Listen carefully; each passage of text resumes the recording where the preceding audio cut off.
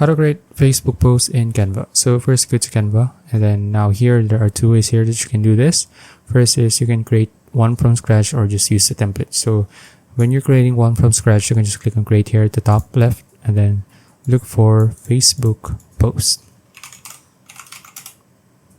Now here just choose any of the sizes here that you want to use.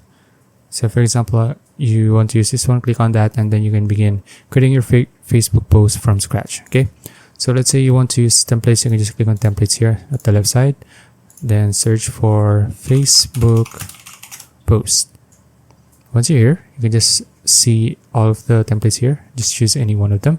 So for example, you're going to choose, let's say I like this one. Click on this, then click on customize this template.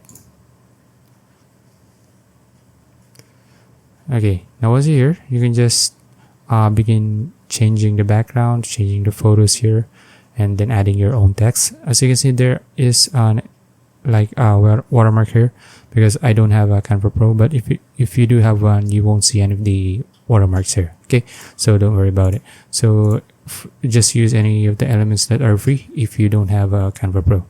Okay, so and then you can just start adding some other elements here as well if you want that.